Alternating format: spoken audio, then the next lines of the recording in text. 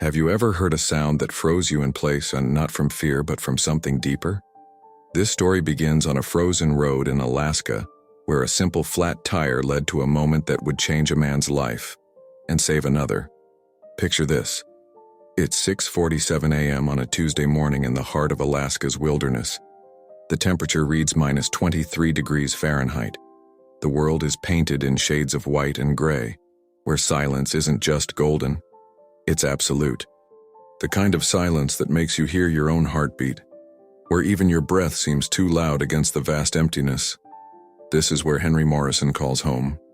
42 years old, weathered hands that tell stories of countless hours working with wood, building cabins that shelter families from the brutal Alaskan winters. Henry's been living alone for 7 years now, ever since his younger brother Jake got lost in the forest during a hunting trip that went terribly wrong. They never found Jake's body. Some say he fell through ice, others whisper about wildlife. Henry stopped listening to the theories long ago. Every morning, Henry drives the same 30-mile route to his workshop in town. It's a ritual that's kept him sane, kept him moving forward when grief threatened to freeze him in place, just like everything else in this unforgiving landscape. His red pickup truck, a 2018 Ford that's seen better days but runs like a champion, cuts through the snow-covered road like a knife through butter. The road stretches endlessly ahead, flanked by towering evergreens heavy with snow, their branches drooping under the weight of Alaska's endless winter. No cell phone towers out here, no GPS signals, just Henry, his truck, and the wilderness that's both his sanctuary and his prison. On this particular morning, something felt different. Maybe it was the way the wind whispered through the trees, or how the snow seemed to sparkle with an unusual intensity. Henry couldn't shake the feeling that today would be unlike any other. He adjusted his rearview mirror and caught a glimpse of his own eyes, still carrying that deep sadness that never quite left after Jake's disappearance. The landscape around him was hauntingly beautiful. Frozen lakes stretched out like mirrors, reflecting the pale morning sky. Mountain peaks pierced the horizon like ancient sentinels keeping watch over this frozen kingdom. It's the kind of beauty that makes you believe in something bigger than yourself, something that connects all living things in ways we can't always understand.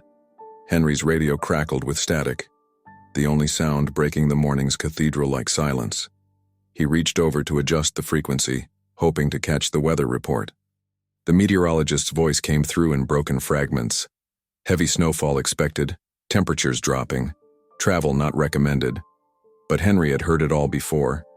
This was Alaska. This was life.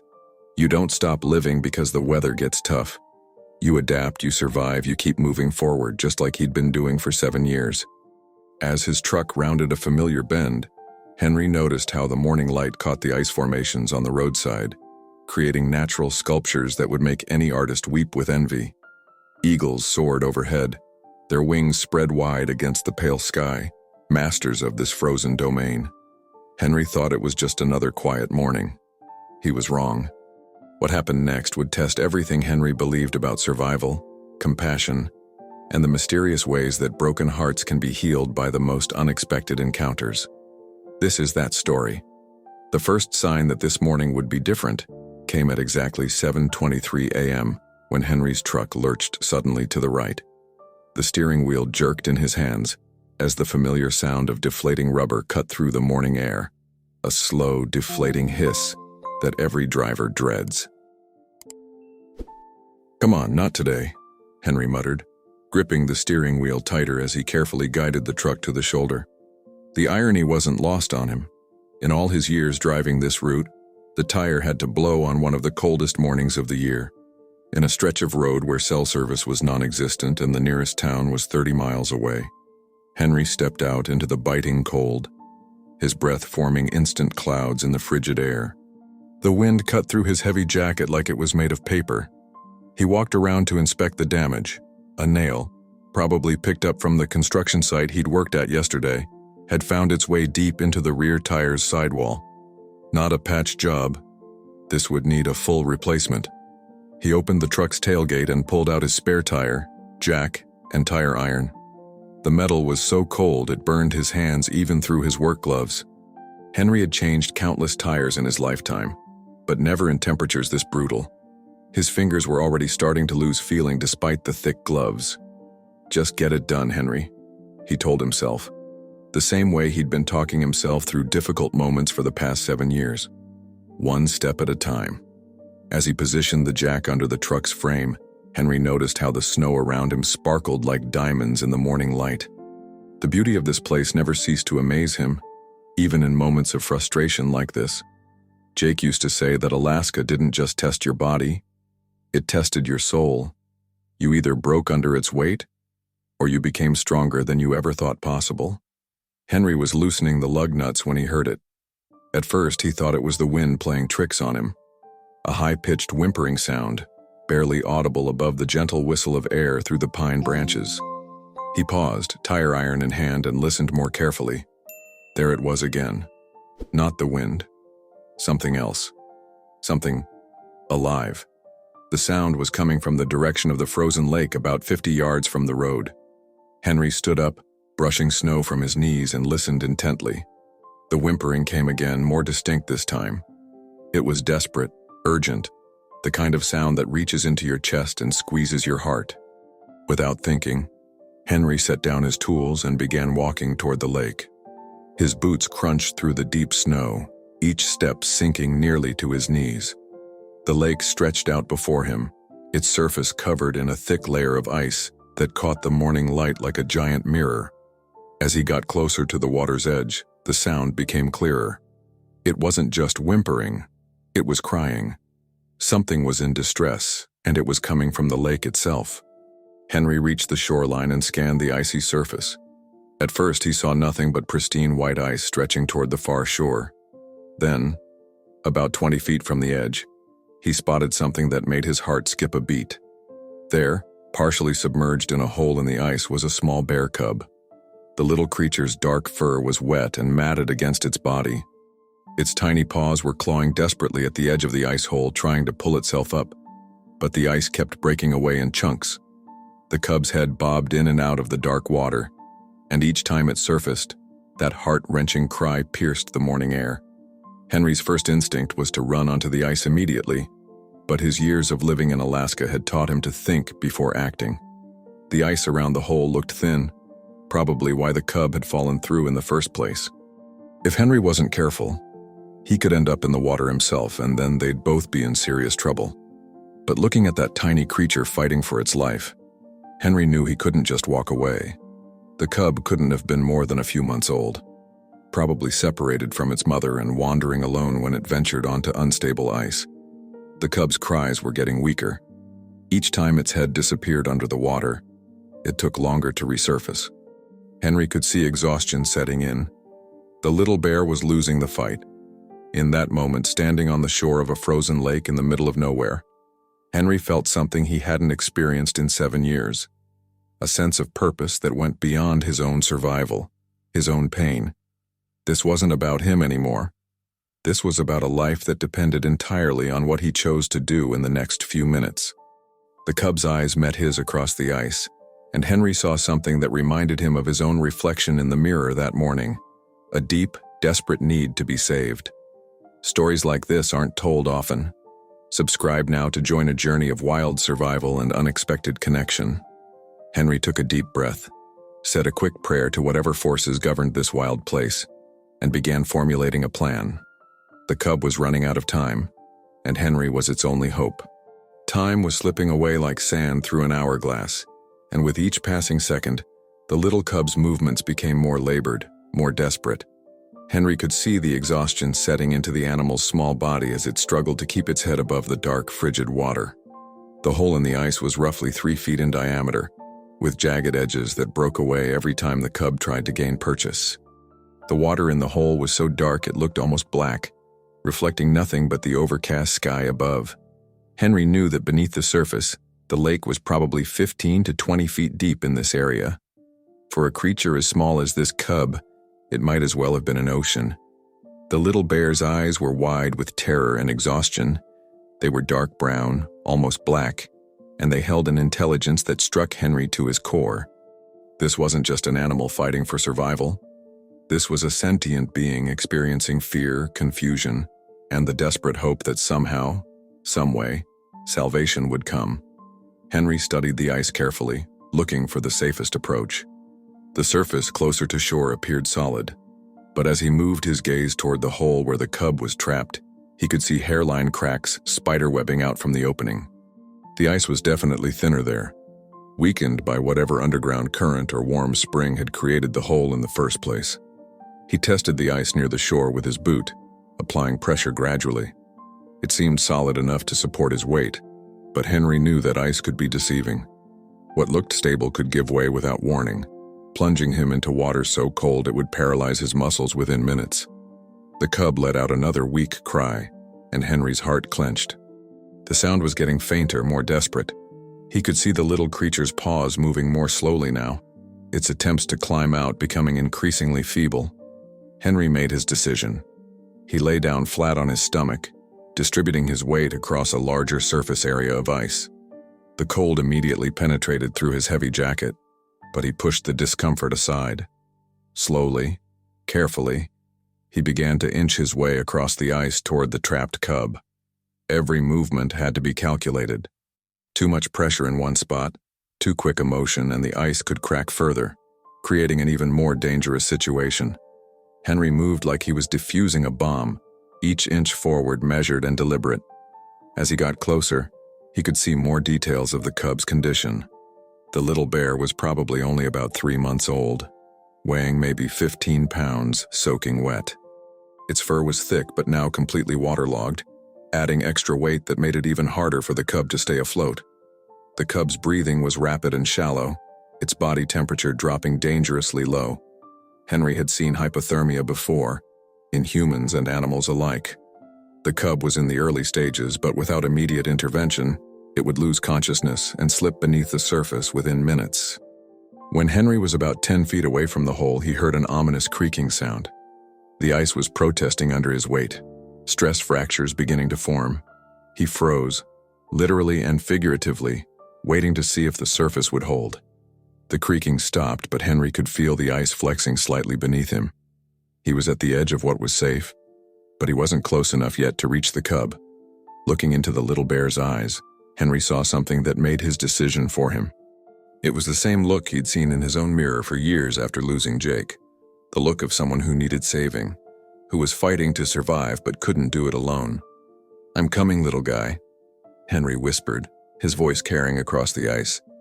"Just hold on a little longer." The cub seemed to respond to his voice, its struggles becoming slightly more animated, as if it understood that help was coming. This gave Henry the courage he needed to continue forward. He inched closer, the ice groaning softly beneath him. 8 feet, 7 feet, 6 feet. Each movement brought him closer to the point of no return, where if the ice gave way, he'd be in the water with the cub, and they'd both be fighting for their lives. At 5 feet away, Henry could clearly see the cub's face. Its little black nose was barely above water, its mouth slightly open as it panted with exhaustion. The contrast between its dark fur and the white ice around it was stark, like a living shadow against the pristine landscape. The moral weight of the moment settled on Henry's shoulders like a physical force. He had a choice to make: risk his own life for this wild animal, or retreat to safety and live with the knowledge that he could have saved a life but chose not to. But as he looked into those desperate brown eyes, Henry realized it wasn't really a choice at all. Some actions are dictated not by logic or self-preservation, but by something deeper, something that defines who we are in our most crucial moments. The ice cracked a little more, a sound like breaking glass in the morning silence. Henry was committed now. There was no going back. Henry's hands were shaking, whether from cold or adrenaline he couldn't tell. Probably both. He was now close enough to the hole that he could see the cub's individual whiskers, matted with ice crystals. The little bear's eyes locked onto his, and in that moment, Henry felt a connection that transcended species. Two living beings, one desperately needing help, the other desperately needing to help. "Easy now," Henry whispered, his voice as much for himself as for the cub. "We're going to get through this together." The ice beneath him creaked ominously as he shifted his weight to reach into his jacket. His movements had to be precise, too sudden, and the surface might give way entirely. With careful, deliberate motions, he unzipped his heavy winter coat and slipped it off his shoulders. The immediate cold was shocking. Even with his thick wool sweater and thermal underlayers, the -20-degree air bit into his skin like thousands of tiny needles. But the jacket was his best tool for this rescue. Thick, warm, and large enough to wrap around the cub. Henry extended the jacket toward the hole, letting one sleeve dangle into the water near the exhausted cub. "Come on, little guy, help me help you." The cub, operating on pure instinct, immediately grabbed onto the sleeve with its tiny claws. Henry could feel the weight of the waterlogged animal through the fabric. Heavier than he'd expected, but manageable. The real challenge would be pulling the cub out without either of them falling through the ice. "That's it," Henry encouraged, beginning to slowly, steadily pull the jacket toward him. "Just hold on tight." The cub's survival instincts kicked in as it felt itself being lifted from the water. Its claws dug deeper into the jacket's thick material, and it began trying to climb up the fabric toward Henry. Each movement was weak, but determined, the little bear using every ounce of remaining strength to save itself. As more of the cub's body emerged from the water, Henry could see just how dire the situation had been. The little bear was soaked to the skin, its fur plastered against its small frame, making it look even tinier and more vulnerable. Steam rose from its wet fur in the frigid air, and Henry could see the animal was shivering violently. With one final, careful pull, Henry managed to drag the cub onto the ice beside the hole.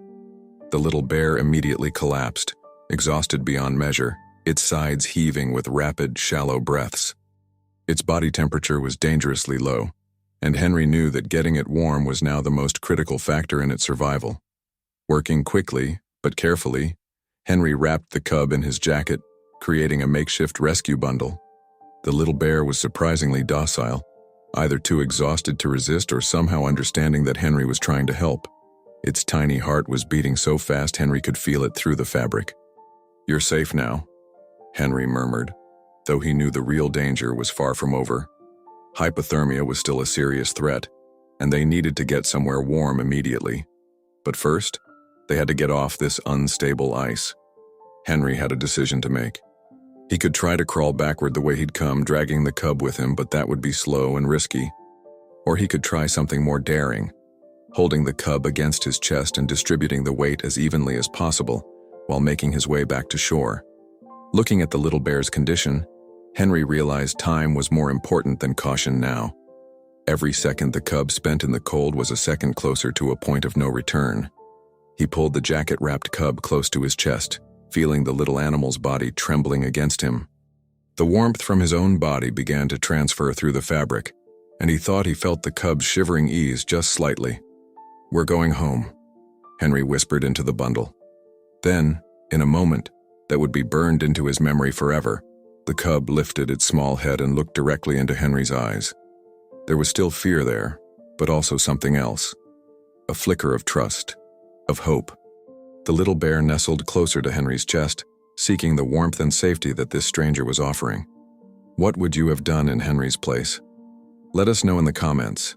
Your voice matters in stories like these. Henry took a deep breath and began the careful journey back across the ice, carrying more than just a rescued animal. He was carrying a second chance at purpose, at connection, at healing wounds he'd carried for 7 long years. The journey back across the ice felt like an eternity. Each movement was calculated, deliberate, as Henry cradled the bundle against his chest and slowly made his way toward solid ground. The cub had grown quiet in his arms, which worried him more than the earlier crying.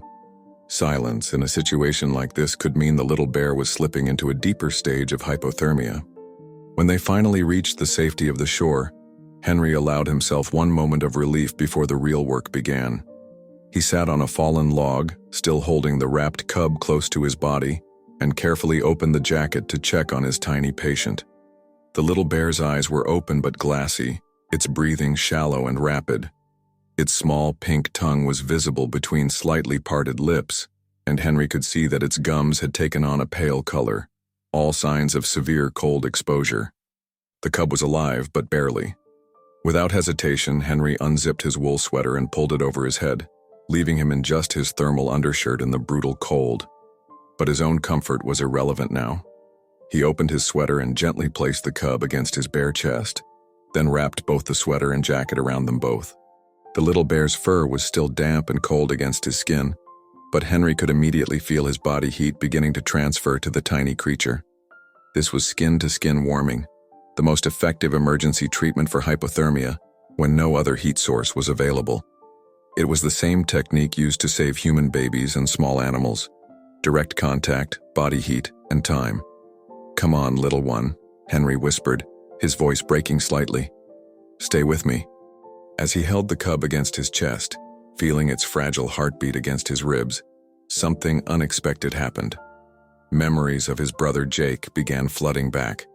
Not the painful ones that usually haunted him, but the good ones. The time they'd rescued a baby bird that had fallen from its nest. The way Jake would talk to injured animals in that same gentle voice Henry was using now. "You know," Henry said softly to the cub, "I had a brother who would have loved to meet you. He always said that helping something smaller than yourself was the most important thing a person could do." Tears began to roll down Henry's cheeks, freezing almost instantly in the cold air. For 7 years he'd built walls around his heart, protecting himself from the pain of loss. But sitting here in the Alaskan wilderness, holding this tiny life in his arms, those walls began to crumble. The cub stirred slightly, making a small sound that was almost like a sigh. Henry looked down and saw that its eyes were more focused now, looking up at him with what seemed like recognition. The little bear's breathing was becoming deeper, more regular. "That's it," Henry encouraged, his voice thick with emotion. "Fight for it. Fight like Jake would have wanted you to fight." He began to rock gently, the way his mother used to rock him and Jake when they were sick as children. The motion seemed to calm the cub, and Henry felt its tiny body begin to relax against his chest. The warmth was working. He could feel the little bear's core temperature slowly rising. For the next 20 minutes, Henry sat there in the snow, holding this stranger's life in his hands and talking to it about everything and nothing. He told the cub about Jake, about the guilt he'd carried, about the loneliness that had become his constant companion. He talked about the beauty of Alaska, about the cabin he was building, about his hopes that somewhere out there his brother was at peace. The cub listened with the patience of someone who understood that words, even if their meaning was unclear, carried healing power. Its small paws eventually found their way out of the wrapping and rested against Henry's chest, tiny claws gently kneading against his thermal shirt. "You're getting stronger," Henry observed, and it was true. The cub's color was returning to normal, its breathing steady and deep. Most importantly, it was beginning to move more, shifting position to get more comfortable against Henry's warmth. As the minutes passed, Henry realized something profound was happening. In saving this little life, he was somehow saving himself. The act of caring for something so vulnerable, so completely dependent on his compassion, was awakening parts of his heart that had been frozen for years. "Jake would say you were sent to me," Henry whispered to the cub. "He always believed in signs and connections we can't see but somehow feel." The little bear looked up at him then, its dark eyes now bright and alert. It made a small sound, not distressed this time, but almost conversational, as if it was trying to respond to Henry's words. For the first time in 7 years, Henry felt a spark of something he'd thought was lost forever: hope. Not just for the cub's survival, but for his own ability to connect, to care, to love without the paralyzing fear of loss. The wind had died down, and the morning sun was beginning to break through the clouds, casting long shadows across the snow. The world around them seemed to hold its breath, as if nature itself was witness to this moment of healing between two broken souls. Henry felt the cub's heart beating strong and steady against his chest, and he knew they had turned a corner. The little bear was going to survive. But more than that, Henry realized he was going to survive too. Not just physically, but emotionally, spiritually. "We're going to be okay," he said.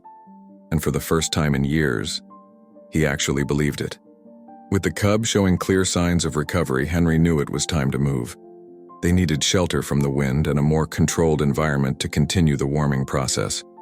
Still holding the little bear securely against his chest, Henry carefully stood up and began making his way back through the snow toward his truck. The walk back felt different now. Where before he'd been driven by urgency and adrenaline, now there was a strange sense of calm.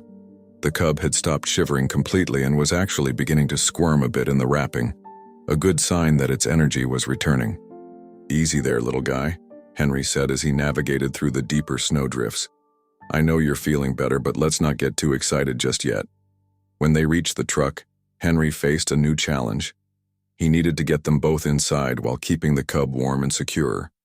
Working one-handed, he managed to open the passenger door and slide into the driver's seat, still cradling the bundle against his chest.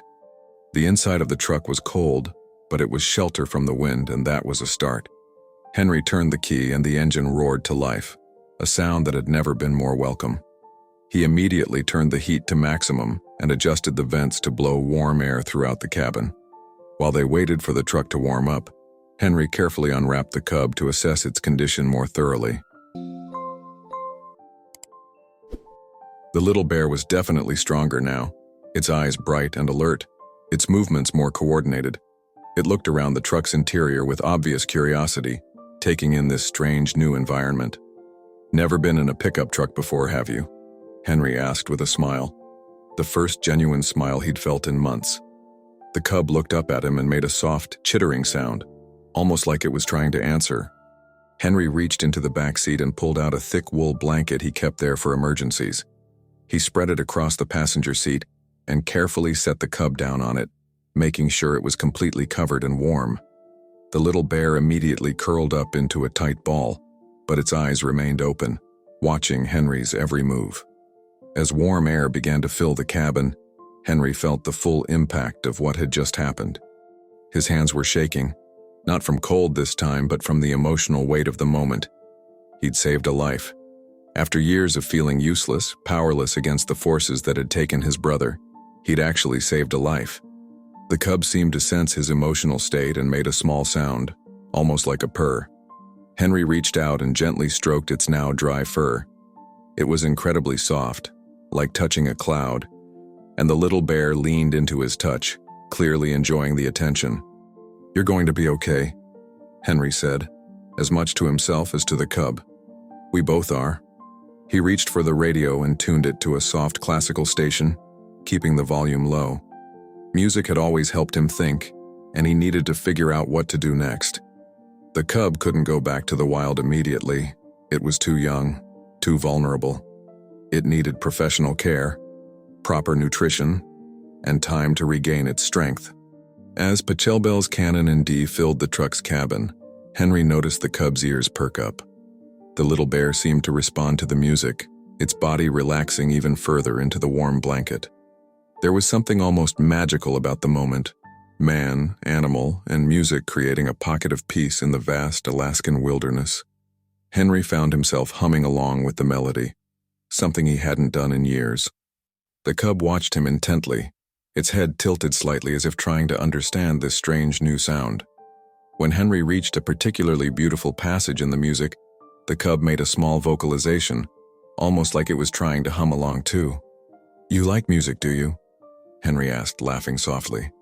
Jake loved music too. He played guitar, you know. Used to say that music was the universal language, that every living thing could understand it on some level. The warmth in the truck was working wonders. The cub was now moving around more freely on the blanket, exploring its new environment with typical young animal curiosity. It sniffed at the air conditioning vents, pawed at the seatbelt, and even tried to climb toward Henry.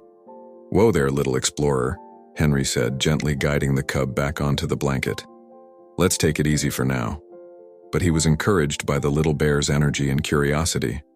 These were signs of a healthy, recovering animal. The hypothermia crisis had passed, and now they could focus on the next steps. Henry pulled out his cell phone, hoping he might have caught a signal now that he was near the road. Still nothing. They'd need to drive toward town to get help, but that was okay. The cub seemed stable enough for travel now, and every mile closer to civilization was a mile closer to proper care for his tiny passenger. If this moment touched your heart, show your support with a like. Every gesture helps us spread more stories like this. As Henry put the truck in gear and began driving slowly down the mountain road, he caught himself singing softly to the cub. For the first time in 7 years, he wasn't driving alone. Henry drove slowly, carefully navigating the mountain roads while keeping one eye on his small passenger. The cub had settled into the warm blanket and seemed to be enjoying the gentle motion of the truck. Every few minutes, it would lift its head to look around, then settle back down with what Henry was starting to recognize as contentment. After about 20 minutes of driving, Henry's phone finally caught a signal. He pulled over at a scenic overlook and scrolled through his contacts, looking for someone who might know how to help a baby bear. Then he remembered Sarah Chen, a veterinarian who'd moved to Alaska 3 years ago to work with wildlife rehabilitation. He'd met Sarah at a local diner about a year ago, and she'd given him her card after they'd struck up a conversation about Alaska's wildlife. Henry had never called her, but he'd kept the card in his wallet, one of those you-never-know moments that had just proven prophetic.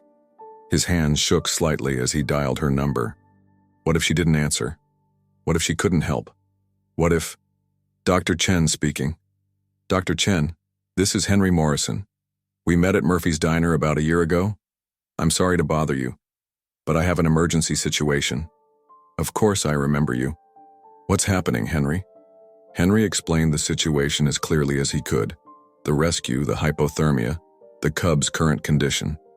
Sarah listened without interrupting, asking only a few quick questions about the bear's size, behavior, and breathing.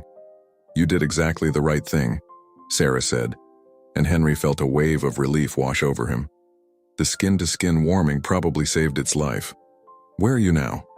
About 40 miles south of town near the Glacier View overlook. Perfect. I can meet you there in about an hour. I'm just finishing up with another call, but this takes priority.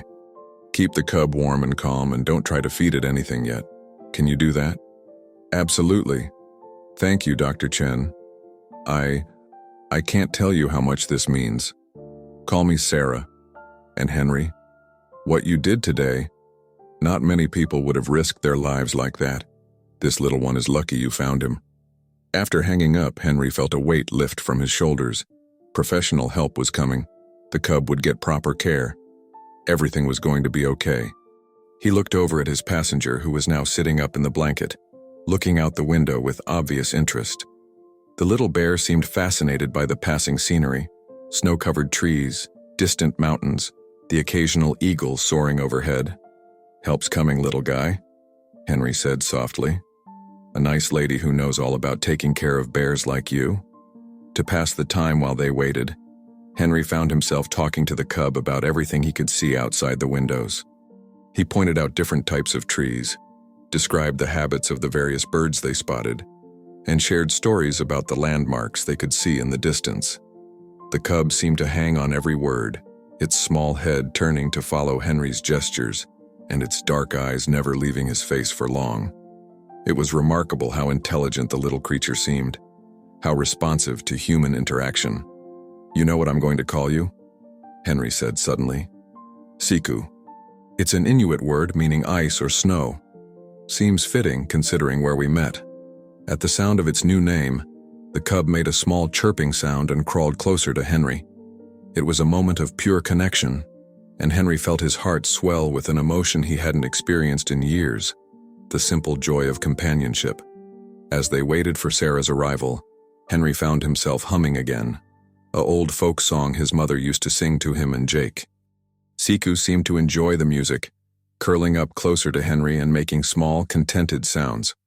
When Henry saw the wildlife rehabilitation van pulling into the overlook, he felt a mixture of emotions, relief that professional help had arrived, but also a strange reluctance to let go of this tiny creature who had already changed his life in ways he was just beginning to understand.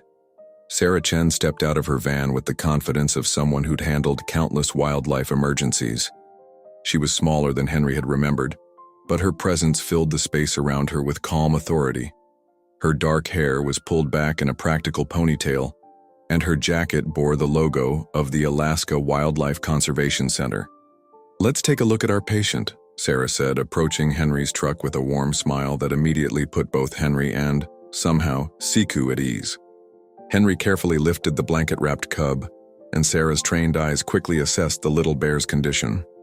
Siku looked up at this new person with curious but calm eyes, showing none of the fear Henry might have expected. His color looks good, breathing is normal, and he's alert and responsive, Sarah observed, gently examining Siku's paws and checking his reflexes. You really did save his life, Henry. If you hadn't found him when you did. She didn't need to finish the sentence. They both knew how close it had been. He's remarkably calm for a wild animal, Sarah noted as Siku sniffed her gloved hand with interest rather than fear. It's like he knows you helped him. Sarah's van was equipped like a mobile veterinary clinic. She had warming equipment, medical supplies, and a secure transport carrier designed specifically for young bears. As she prepared to transfer Siku, she explained what would happen next. We'll take him to the conservation center for a full health evaluation. He'll need to be slowly reintroduced to a proper diet, and we'll monitor him for any delayed effects from the hypothermia. If everything goes well, we'll begin preparing him for eventual release back to the wild. Henry nodded, understanding the necessity but feeling an unexpected pang of loss. In just a few hours, this little creature had become something precious to him. A connection to life, to purpose, to the part of himself he'd thought was gone forever. As Sarah gently lifted Siku into the specialized carrier, the little bear looked back at Henry with what seemed like recognition. It made a soft sound, not distressed, but almost like it was saying goodbye. He knows you're his hero, Sarah said quietly, noticing Henry's expression. Bears are incredibly intelligent, especially when it comes to remembering who helped them. The carrier was padded and warm, with mesh windows so Siku could see out. The little bear settled in quickly, but his eyes remained fixed on Henry through the mesh. Can I? Henry started, then stopped, feeling foolish. Can you visit him? Sarah finished with a knowing smile. Of course. In fact, I'd encourage it. Continuity of contact with his rescuer might help with his psychological recovery. Wild animals can experience trauma just like humans can. Henry felt a surge of gratitude that surprised him with its intensity. Thank you. I'd like that very much. As Sarah secured the carrier in her van, she turned back to Henry. You know, I've been doing this work for 15 years and I've seen a lot of rescues. But there was something special about what happened here today. The bond between you two. It's not something you see every day. Henry looked through the van's window at Siku, who was still watching him intently. He saved me too, in a way. I didn't realize how much I needed this. Something to care about again. That's how it works sometimes, Sarah said. We think we're saving them, but they're saving us right back. As Sarah's van pulled away, Henry stood in the overlook for a long moment, watching until it disappeared around a bend in the mountain road. The silence felt different now. Not empty, but full of possibility. He thought about viewers from around the world who might hear this story, people dealing with their own frozen hearts, their own moments of despair. He thought about the universal language of compassion that transcends species, geography, and circumstance. Where are you watching this story from? Let us know below.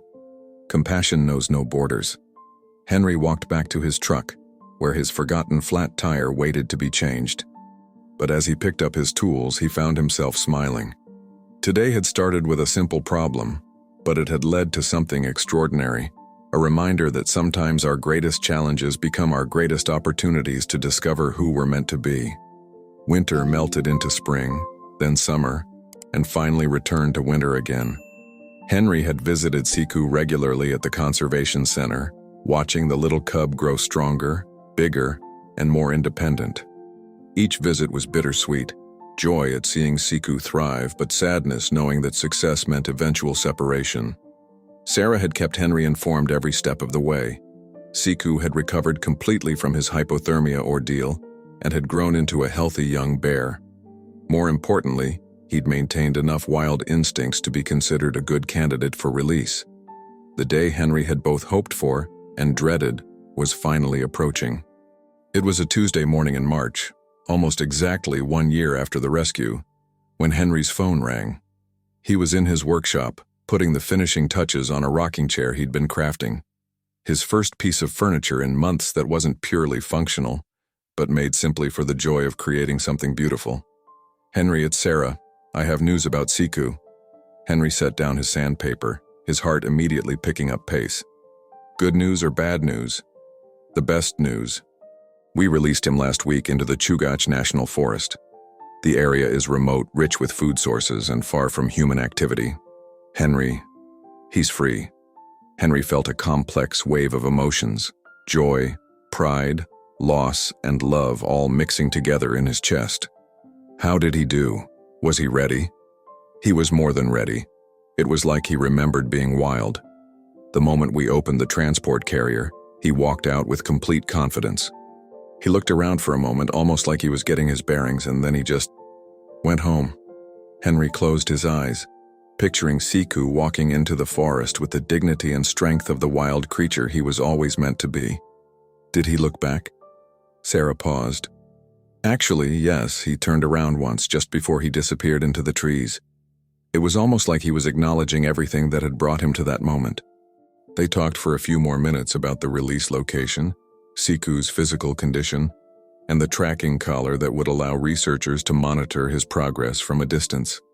When Henry hung up, he sat in his workshop surrounded by wood shavings and half-finished projects, feeling profoundly alone but also somehow complete. That evening, Henry was washing dishes when his phone rang again. This time it was Sarah calling with excitement in her voice. "Henry, you need to check your email right now." "What's going on?" "Just check it, you'll see." Henry wiped his hands and opened his laptop. In his inbox was an email from Sarah with the subject line, "A gift for Siku's hero." The message contained a single video file attachment. With trembling fingers, Henry clicked play. The video was shot from a hidden camera positioned near Siku's release site. It showed a beautiful forest clearing with a small stream running through it. For a moment, nothing happened. Then, stepping into the frame with fluid grace was Siku. But this wasn't the tiny, helpless cub Henry had rescued. This was a magnificent young bear, strong and confident, with glossy, dark fur and bright, intelligent eyes. Siku moved through the clearing with the easy grace of an animal completely at home in its environment. The bear paused at the stream to drink, then sat back on his haunches and looked directly at the camera. For just a moment, Henry could swear he saw recognition in those dark eyes. Not fear of human technology, but awareness, intelligence, perhaps even memory. As the video continued, Siku began to explore the clearing, investigating fallen logs, sniffing at interesting scents, displaying all the natural behaviors of a wild bear. He was thriving. He was exactly where he belonged. But the most incredible moment came at the end of the video. Siku had found a sunny spot near the stream and was lying down, completely relaxed. He rolled onto his back, paws in the air, in a gesture of pure contentment. It was the bare equivalent of a smile, a moment of absolute joy in being alive and free. Henry watched the video 3 times, tears streaming down his face. Each viewing revealed new details: the way Siku moved with quiet confidence, the healthy shine of his coat, the alert curiosity in his expression as he explored his new home. When the video ended for the 3rd time, Henry sat back in his chair and felt something he hadn't experienced in years: complete, overwhelming gratitude. Not just for Siku's survival, but for the way their brief time together had changed everything. "Thank you," he whispered to the empty room, not sure if he was talking to Siku, to Sarah, to Jake, or to whatever force had brought them all together on that frozen morning. For the first time since losing his brother, Henry felt truly at peace. 6 months later, Henry stood at the edge of the same lake where he'd first heard Siku's cries for help. The ice had long since melted, and the surface now reflected the golden colors of autumn leaves. He'd made this pilgrimage every few months since Siku's release, not looking for anything in particular, just returning to the place where everything had changed. The spot looked completely different in the warm light of early fall. What had been a scene of crisis and desperation was now peaceful, beautiful, full of life. Ducks paddled near the shore, fish jumped to catch insects, and somewhere in the distance, Henry could hear the haunting call of a loon. He pulled out his phone and looked again at the photo Sarah had sent him just last week. It was taken by a motion-activated trail camera deep in the Chugach National Forest. The image showed Siku, now fully grown, standing proudly beside a stream with 2 small cubs playing at his feet. Siku had found a mate. He was a father now. The little bear who had nearly died in this very lake was now teaching his own children how to survive and thrive in the Alaskan wilderness. The circle of life had completed itself in the most beautiful way possible. Henry smiled as he studied the photo. Siku looked magnificent, powerful, confident, every inch the wild bear he was meant to be. But those eyes, those intelligent dark eyes, still held a spark that Henry recognized. This was still the same soul he'd held against his chest on a frozen morning, the same spirit that had helped heal his broken heart. "Saving him saved me," Henry said aloud, his words carrying across the water. The truth of that statement had become clearer with each passing month. The act of rescuing Siku had awakened something in Henry that he'd thought was lost forever. His capacity for love, for hope, for connection to the world around him. It had reminded him that purpose isn't always found in grand gestures or planned moments, but sometimes in the simple decision to help when help is needed. Henry had started volunteering at the Wildlife Conservation Center, using his carpentry skills to build enclosures and rehabilitation spaces. He'd begun talking to other people again, sharing Siku's story at local schools and community groups. Most importantly, he'd started living again instead of just surviving. Jake would have loved this story, Henry thought. His brother had always believed that everything happened for a reason, that the universe had a way of putting the right people in the right places at exactly the right times. Standing here now, looking at the peaceful lake that had been the stage for such an extraordinary encounter, Henry finally understood what Jake had meant. A gentle breeze stirred the water, creating ripples that caught the afternoon light like diamonds. Henry took a deep breath of the crisp mountain air and felt grateful. For Siku, for Sarah, for second chances, for the mysterious ways that broken hearts can be healed by unexpected love. As he turned to walk back to his truck, Henry heard a sound that made him pause. It was faint, carried on the wind, but unmistakable. The distant call of a bear somewhere deep in the forest. It might have been Siku. It might have been another bear entirely, but Henry chose to believe it was his old friend, calling across the wilderness to say that all was well. Sometimes the ones we save are the ones who save us. Henry smiled, waved toward the forest, and headed home, his heart full of peace and purpose. The rescue was complete, but the healing would last a lifetime. Join our journey and subscribe to the channel. And now, watch the next story that proves love can be found even in the coldest places.